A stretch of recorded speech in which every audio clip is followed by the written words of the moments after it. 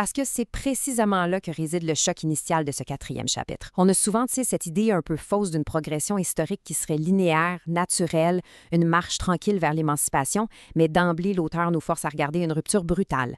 L'évolution du statut de la femme a été violemment interceptée, redéfinie et on peut même dire complètement confisquée par l'arrivée du christianisme. Exactement, et c'est ce qu'il faut comprendre avant même d'aller plus loin. L'idéologie chrétienne primitive ne s'est absolument pas contentée de modifier quelques lois sociales par-ci par-là, elle a opéré une véritable refonte ontologique de la femme. Si on décortique l'architecture de son argumentaire ici, elle démontre comment une religion qui portait pourtant initialement un message de charité et d'égalité universelle s'est métamorphosée en un outil d'assujettissement systématique. C'est un renversement total de paradigme. Et c'est un renversement qui s'ancre au fond très profondément dans la haine de la chair. Pour bien saisir cette mécanique de pression, il faut vraiment retourner aux textes fondateurs, ceux qui ont cimenté ce nouvel ordre du monde et complètement redéfini la place de la femme dans l'univers. Oui, et cette célèbre phrase de Tertullien sert vraiment de point d'ancrage brutal à toute la thèse de l'auteur sur cette période. « Femme, tu es la porte du diable ». Quand on y pense, ce n'est pas qu'une métaphore poétique un peu lourde, c'est une véritable condamnation existentielle. L'équation qui s'installe insidieusement dans les premiers siècles de l'Église est franchement terrifiante. La femme égale la chair, et la chair égale le péché absolu. En d'autres termes, ce que cette transition implique concrètement, c'est que la femme devient le bouc émissaire cosmique de la chute de l'humanité. Le déchirement spirituel du chrétien de l'époque, qui est constamment tiraillé entre le salut de son âme et les désirs de son corps, eh bien tout ça est projeté entièrement sur la figure féminine. Elle n'est même plus considérée comme un être humain de plein droit, elle devient l'incarnation physique de la tentation démoniaque. Mais si l'on pousse cette logique jusqu'au bout, n'aboutit-on pas à une déshumanisation pure et simple? Parce qu'en la rendant personnellement responsable de la mort du Christ, je cite « C'est à cause de toi que le Fils de Dieu a dû mourir », Tertullien justifie par essence une punition éternelle. Son assujettissement n'est plus vu comme une simple contingence historique ou un petit arrangement patriarcal pratique, ça devient une véritable exigence divine.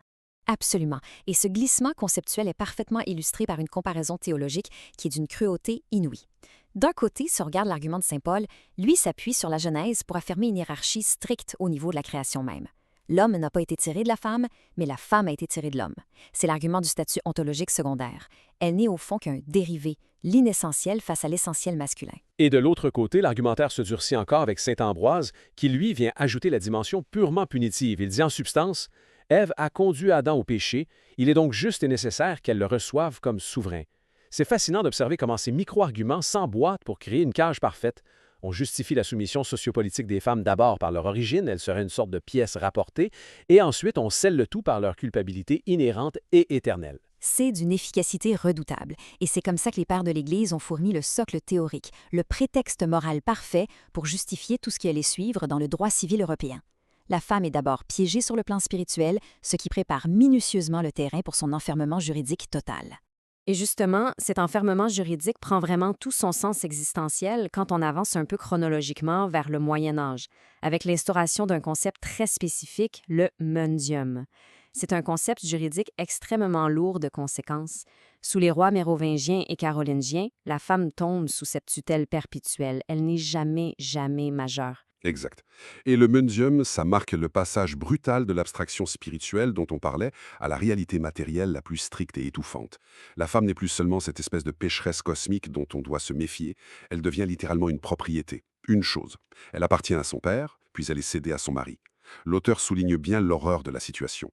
Elle est mariée sans son consentement, elle peut être répudiée selon les moindres caprices du mari, qui détient sur elle un véritable droit de vie et de mort. C'est une chosification totale, il n'y a pas d'autre mot. Et d'ailleurs, le concept s'étend. Avec l'évolution de l'État sous Charlemagne, ce fameux mundium, cette tutelle des incapables, finit carrément par appartenir au roi lui-même. C'est l'État qui accapare la propriété du corps des femmes.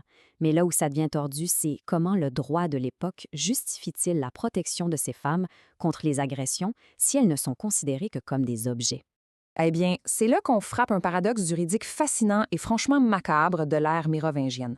Le chiffre 15 est super révélateur ici.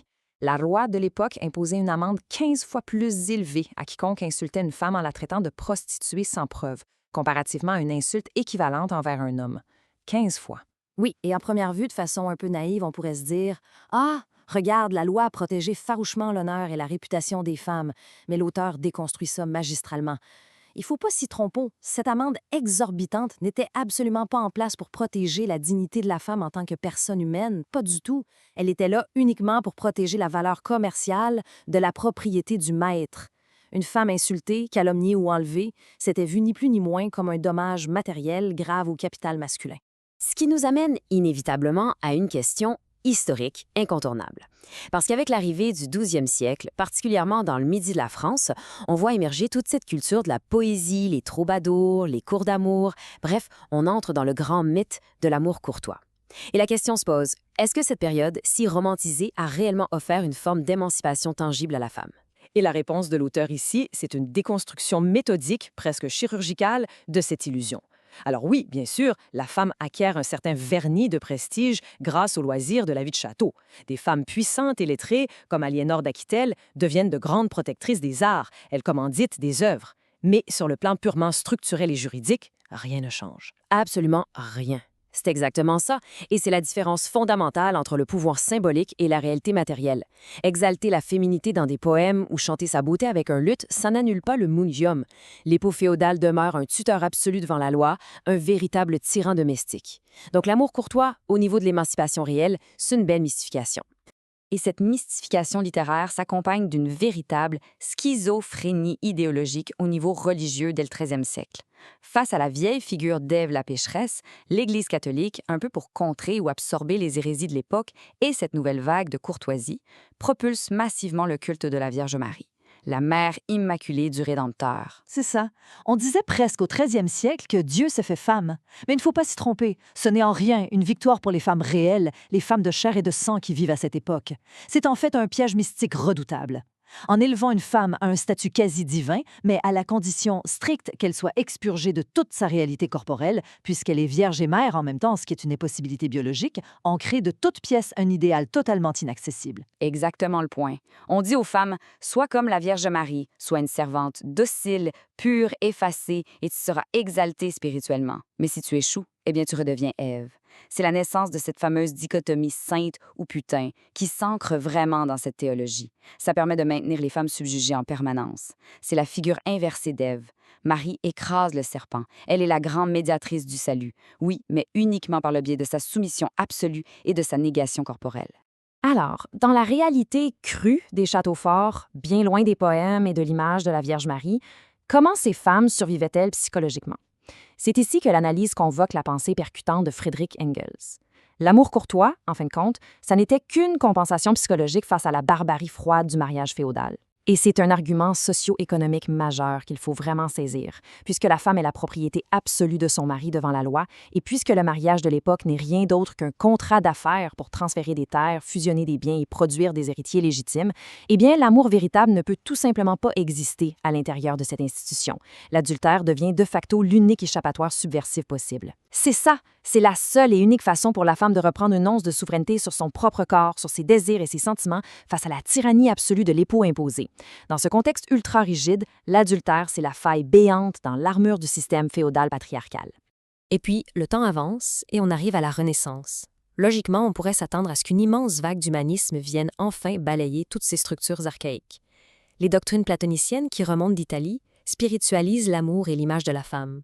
De grands lettrés prennent la plume pour la défendre. Des reines influentes et des dames de la haute noblesse soutiennent ce grand mouvement intellectuel. Mais encore une fois, et c'est la force de cette analyse, l'auteur nous force à regarder la structure juridique froide sous le beau vernis intellectuel. Pourquoi est-ce que le soutien affiché de ces femmes aristocrates n'a absolument rien changé aux lois fondamentales de la société? Tout simplement parce que la Renaissance, bien qu'elle soit une révolution intellectuelle et artistique flamboyante, ne modifie en rien les bases économiques de la transmission du patrimoine et du pouvoir marital. On se retrouve donc avec un décalage immense, presque absurde. D'un côté, dans les salons, on écrit des traités philosophiques magnifiques sur l'excellence et la noblesse du sexe féminin, et de l'autre, dans les tribunaux, la loi civile continue de traiter la femme exactement comme une incapable majeure. L'oppression systémique demeure totalement intacte, Et ce décalage hallucinant donne naissance à ce qu'on appelait historiquement la fameuse querelle des femmes. Cette querelle, c'est un choc frontal entre deux postures. D'un côté, on a des lettrés avant-gardistes comme Cornelius Agrippa qui dédient des ouvrages entiers à prouver la noblesse de la femme. Agrippa s'amuse même à renverser l'argumentaire théologique. Il dit par exemple qu'Ève signifie vie et que puisqu'elle a été créée en tout dernier dans la Genèse, elle représente en fait la version la plus achevée, la plus évoluée de l'humanité. Mais face à lui, la riposte est brutale. L'antiféminisme clérical et bourgeois s'enflamme avec une violence inouïe. L'auteur cite notamment Jacques Olivier et son tristement célèbre Alphabet de l'imperfection et malice des femmes. Et là, l'imagerie utilisée est franchement grotesque. La femme y est décrite et dessinée avec des mains de harpie pour voler, des pattes de poule pour gratter la terre. C'est viscéral, c'est haineux. Mais au fond, ça prouve quoi, tout ce théâtre? Ça prouve que l'arrogance masculine en fait une simple querelle, un débat théorique de salon, presque un jeu de cours où on s'amuse à chercher des arguments pour prouver si la femme est supérieure, inférieure ou égale. Mais pendant que les hommes ergotent et publient des pamphlets, les lois, elles, ne bougent pas d'un millimètre. La querelle des femmes, c'est au final un immense écran de fumée intellectuelle. Malgré tout ce brassage de vent dans cette querelle, il y a des fulgurances théoriques qui sont absolument hallucinantes pour l'époque. La formulation de Cornelius Agrippa qu'on voit ici est d'une modernité saisissante. Il pose un diagnostic d'une lucidité terrifiante sur la situation. Il prend le concept de l'oppression féminine et il le dépouille complètement de son vernis divin ou de sa justification biologique. C'est vraiment le moment charnière de son argumentation. Agrippa le dit noir sur blanc, ce n'est pas l'ordre de Dieu, ce n'est pas la nature. Ce qui a servi les femmes, c'est l'usage, c'est l'éducation biaisée et surtout, c'est la violence brute et l'oppression pure. Il reconnaît frontalement la dynamique de pouvoir. Les hommes ont pris le contrôle par la force et le maintiennent artificiellement par la coutume et la loi. C'est une réalisation intellectuelle radicale pour l'époque. Et c'est très exactement cette déconstruction puissante que les grands penseurs des siècles suivants vont devoir affronter. Parce que la question devient incontournable. Si ce n'est ni la nature ni Dieu qui exige la soumission de la femme, comment diable peut-on la justifier rationnellement dans un monde qui se veut, ou du moins se dit, de plus en plus éclairé? Ce qui nous propulse de plein fouet, évidemment, dans le 18e siècle, le fameux siècle des Lumières, et cela soulève la grande question, la grande tâche morale de cette époque. Comment des philosophes qui érigent la raison, la liberté et l'égalité universelle en dogme absolu peuvent-ils justifier l'exclusion systématique de la moitié de l'humanité? C'est la contradiction fondamentale, la grande trahison de cette époque. D'un côté, on invente et on proclame les droits de l'homme, avec un grand H très masculin, très prononcé, mais quand vient le moment de prendre ces mêmes idéaux démocratiques et individualistes et de les appliquer aux femmes, le blocage intellectuel et politique est massif. C'est vrai, on assiste littéralement à une véritable gymnastique intellectuelle de la part des grands penseurs pour expliquer de façon compliquée pourquoi la liberté naturelle de l'individu s'arrête pile au seuil de la porte de la maison. Et le champion incontesté de cette hypocrisie intellectuelle, l'auteur le pointe du doigt sans la moindre hésitation, c'est Jean-Jacques Rousseau. La perspective bourgeoise de Rousseau se résume d'une façon brutale. Il écrit « La femme est faite pour céder à l'homme », tout simplement. Rousseau utilise le prétexte pseudo-scientifique de la nature pour figer la femme dans son rôle de mère, nourricière et d'épouse subordonnée. Il essentialise sa condition, au fond, uniquement pour protéger la structure du nouveau foyer bourgeois. Heureusement, face à lui, la pensée rationaliste va parfois jusqu'au bout de sa propre logique avec d'autres figures. Des philosophes comme Diderot et surtout Condorcet s'attachent vigoureusement à démontrer que la femme est un être humain à part entière. Point barre. Diderot déclare ouvertement que c'est la cruauté des lois civiles masculines qui s'est acharnée sur les femmes au fil des siècles. Ce qu'ils font, c'est une véritable analyse systémique avant l'heure. Diderot et Condorcet voient clair dans le jeu social. Ils expliquent que si les femmes apparaissent inférieures dans la société de l'époque, c'est tout simplement parce que le système juridique et éducatif a été consciencieusement conçu pour les atrophier sur tous les plans. Et Condorcet, d'ailleurs, le conceptualise avec une précision chirurgicale qui donne encore des frissons aujourd'hui. Il écrit « Ce n'est pas la nature, c'est l'éducation, c'est l'existence sociale qui cause cette différence ». Par cette phrase, il démantèle complètement, pièce par pièce, l'idée de la prétendue fragilité inhérente ou de la sentimentalité naturelle de la femme. Ce qu'il faut vraiment comprendre ici, c'est que Condorcet identifie de façon géniale que la société confond la conséquence avec la cause. Les antiféministes disaient constamment « Regardez-les, elles sont frivoles, irrationnelles, elles pleurent tout le temps, elles ne peuvent évidemment pas avoir de droits politiques. » Et Condorcet leur répond « Non, elles agissent ainsi précisément parce que vous les avez asservies et exclues des choses sérieuses. Leur comportement actuel, c'est le symptôme de leur subjugation, ce n'est pas une faille biologique. » Il prouve que si on les éduquait avec la même rigueur que les hommes, toute cette prétendue différence naturelle s'évaporerait. C'est d'une modernité absolue. Il est allé jusqu'à exiger l'accès total des femmes à la vie politique et au vote. Mais tragiquement, historiquement parlant, ce courant de pensée exceptionnellement impartial va venir s'écraser de plein fouet sur le mur de béton des intérêts de classe. Et la chronologie historique qui suit illustre ici le coup de fouet le plus cruel peut-être pour les droits des femmes en France. Pendant la brève période d'effervescence et de liquidation de la Révolution française, il y a un souffle, une liberté un peu anarchique s'installe. Les femmes descendent dans la rue, elles revendiquent à voix haute, elles occupent l'espace public de façon inédite. Mais cette petite fenêtre d'espoir se referme avec une violence inouïe. La dictature militaire de Napoléon Bonaparte prend le contrôle absolu du pays. Et comme le souligne l'analyste, avec une ironie très mordante, Napoléon, un militaire rigide, ne voit dans la femme qu'une machine à faire des fils pour ses armées. Mais surtout, en tant que grand héritier et protecteur de la nouvelle bourgeoisie, il ne veut sous aucun prétexte briser l'ordre de la propriété. Le résultat concret de ça, c'est la promulgation du Code civil, le fameux Code Napoléon. Ce monument juridique, qui est souvent vanté dans les cours d'histoire comme un chef-d'œuvre de modernité, a en réalité, objectivement, retardé l'émancipation des Françaises d'au moins un siècle.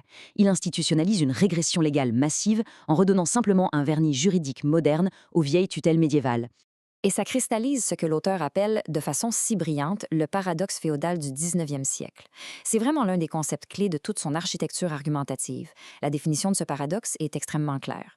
Sous ce code, une femme non mariée, donc une fille majeure qui restait célibataire ou une veuve, est considérée par la loi comme un individu à part entière. Elle possède la plénitude de ses capacités civiles, elle peut signer des contrats, gérer ses biens temporels, témoigner en justice. Oui, mais attention. À la seconde exacte où cette même femme se marie, clac, le piège se referme violemment. Elle redevient instantanément une incapable majeure devant la loi. C'est fou. Le mariage agit littéralement comme une machine à remonter le temps qui réactive le vieux mundium des rois francs. Elle perd tous ses droits civils et doit une obéissance légale totale à son mari. Et c'est là la beauté de la démonstration. Ça prouve de manière irréfutable que le système ne juge absolument pas la femme biologiquement inapte à gérer ses affaires, puisqu'elle en est tout à fait capable avant la cérémonie de mariage. C'est bel et bien l'institution même du mariage bourgeois qui l'aliène et la réduit au silence. Exactement. La démonstration est implacable. C'est une construction purement politique, juridique et économique, conçue sur mesure pour garantir la soumission absolue de l'épouse au chef de famille. Et si on prend le temps de scruter la symétrie flagrante de ce Code Napoléon, l'architecture brutale de ce droit est simplement ahurissante. L'homme fixe le domicile conjugal, la femme doit l'y suivre. Il est la mainmise totale sur les biens temporels et sur le destin des enfants. L'autorisation formelle du mari est requise pour le tout premier et le moindre acte juridique que la femme voudrait poser. Elle ne peut même pas s'inscrire à l'université ou ouvrir un compte sans son accord. Mais le plus glaçant dans ce tableau, c'est définitivement la législation sur l'adultère. C'est vraiment là que l'hypocrisie systémique atteint son paroxysme absolu. Si la femme commet un adultère, la loi permet au mari de la faire condamner à la réclusion criminelle en maison de correction. Mais pire encore, écoute bien ça, si le mari tue sa femme de ses propres mains alors qu'il la surprend en flagrant délit d'adultère chez eux, le Code civil considère ce meurtre comme excusable aux yeux de la loi. C'est littéralement un permis de meurtre légalisé. C'est terrifiant. Alors que le mari, lui, s'il commet un adultère, il n'est passible au pire que d'une simple amende financière et encore, uniquement s'il a l'audace incroyable d'amener sa concubine vivre sous le toit conjugal, c'est la symétrie institutionnalisée à son plus haut niveau. Le mari possède légalement la puissance absolue sur la personne physique et sur les biens de son épouse. Tout ce long et douloureux cheminement historique nous amène à la grande synthèse de ce 4e chapitre. Malgré les grandes envolées rhétoriques et humanistes des Lumières, malgré les superbes déclarations solennelles sur l'égalité naturelle et les droits de l'homme, la bourgeoisie triomphante du 19e siècle a fait un choix délibéré et cynique. Absolument. Elle a choisi de recodifier consciemment, avec la force brutale du Code Napoléon, l'assujettissement systématique des femmes. Et la question, c'est pourquoi? Pourquoi un tel retour en arrière?